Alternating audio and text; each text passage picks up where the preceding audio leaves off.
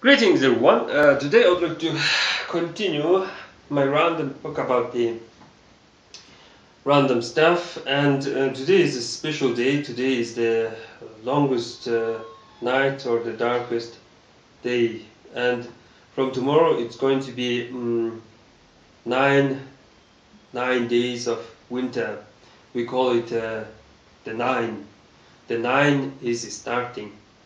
After this 9 days, or total 81 days, there will be a new year, so something like that, according to our this sense of time, something like that. So it's not exactly Christmas, but it's time when sun returns and this darker times is ending. Recently I've been thinking about the hospitality too much, and in my opinion hospitality is not a good thing. I almost wanted to call the hospitality as a sin, but since this Christian church likes to be hospitable for everyone, like church is open for everyone, it's like being hospitable, and I did not like this asset rule, or this Odinist 9 virtue having this hospitality. In my opinion, education or knowledge can be very important compared to hospitality. In my opinion, it's not it's not exactly wisdom, but knowledge is this is a harvested stuff. It's not exactly wisdom. Wisdom is like this is something that you are born with, but knowledge is what is this already there, and you must take a part of it. So let's talk about Buddhism. Buddhism came with a hate, like any other this monotheistic religions. For example, Christianity hates Roman gods, like there is a planet Mars, it's a god of war, it's a devil. There is a morning star, Venus, Lucifer, so it's devil, or Mars, Jupiter, whatever you call it. They are evil because they came to a holy land with a war, conquest, and slavery, etc., etc. So in my opinion, a religion that promotes slavery is no good religion. So Buddhism is based on all the things that Buddha supposedly this told to his students. So Buddha did talk about hospitality on his teachings. So he said there can be 3 types of cup, not cup, human mind. He could not show any other good stuff, but he showed his cup because what he can just show, he has this fabric and the cup. And he said, imagine that this is a human mind, and there can be these blind, ignorant people who will never accept my teachings. So their mind is like cup upside down. Nothing is entering their minds. No food is entering this cup. So these people are like Christians and Muslims and this ignorant non-believers and so on. Well, if you look at the Mongolian dictionary and word Muslim, it's a curse word, it's a barbarian, it's a non-believer, and it's a bad person, etc., etc. And dictionary will not explain why. It is because we do not need an evidence. It's a superstition. Islamophobia is a superstition. So we do not need an evidence for Muslim being a bad person. Second, there will be people whose mind is already this dirty, or they have a dirty cup, and you pour clean and fresh teachings or food, and they will corrupt my teachings. And such people is more dangerous than those who are not accepting my teachings. Something like that. He said something like that. So beware of those who are like doing something in the name of Buddha. Lastly, he said there will be people with a clear mind, clean cup, but there will be hole in the bottom. And when I pour my teachings into this clean minds, they will tend to this forget, something like that. And in time, my teachings will lose a value, and it will be gone, something like that. So there this could be a fourth cup, a clean cup with no hole in the bottom. But Buddha always focuses on the bad stuff, or Buddha said, this nothing is immortal, everything is mortal, and everything is changing, something like that. So there is no such thing as a clean cup that can hold my these teachings. And because of all these his teachings, imagine that this is a human this mind. You get excuse for a cup that is made from a human skull. So some lamas in Tibetan, Mongolian, this Buddhism have this human skull caps, because Buddha said the cup is human mind, something like that. So because this this mind must be pure and clean, they use young children. They take a young mind, clean and fresh mind, and pour their these teachings. My grandfather used to have this scar on his back, and he claimed that he received this scar from his teacher, a lama, because he couldn't this, how to say, memorize all the this Tibetan scripts and stuff.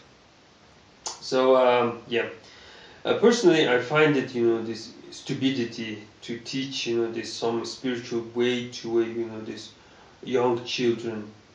It is better if your this priestess or follower, whatever you call it, reach it this adulthood, 18, 19 or 20.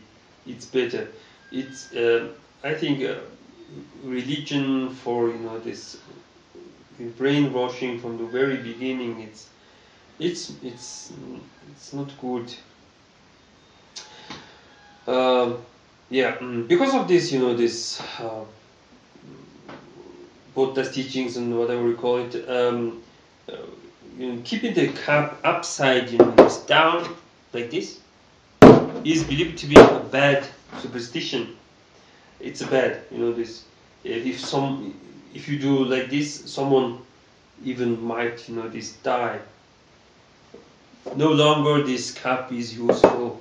The person who owned it is already dead, something like that. So there is a tendency in households to keep the cups upside up, not upside down. If you put this cup upside down, probably the age you drink with is together with this dirty this table, and maybe it's not this good idea to put the cup upside down.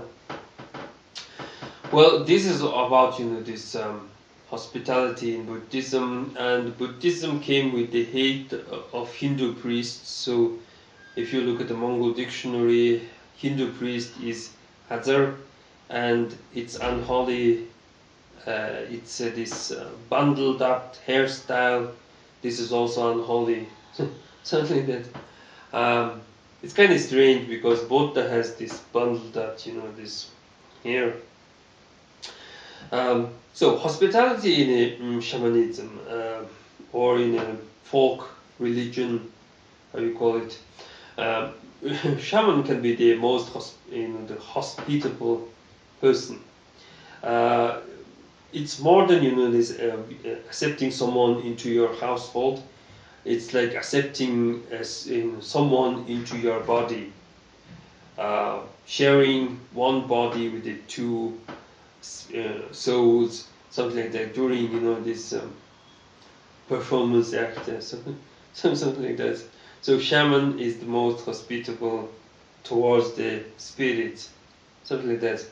And when you say hospitality in a Russian this language, it's gosteprimny. Gosti is actually guests, but it spells like a ghosts. So it's like ghosts accepting is like you know, this hospitality. So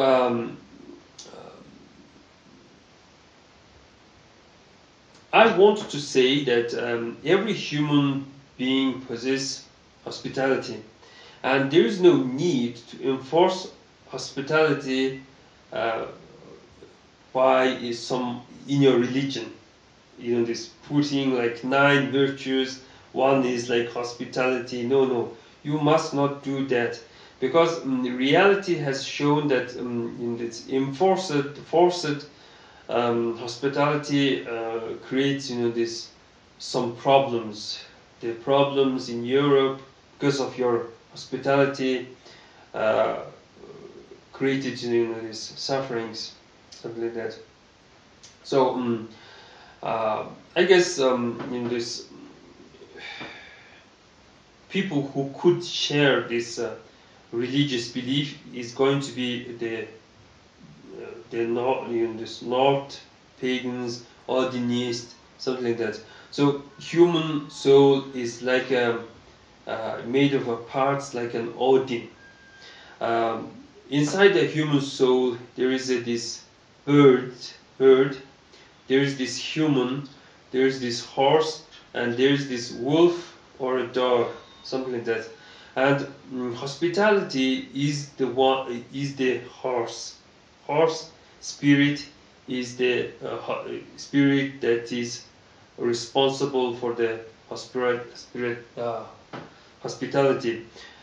One can claim that hospitality can be horsepower, but it seems not. It is like, you know, this abuse. I mean, horse is ready to carry someone. He's always there. He's always accepting.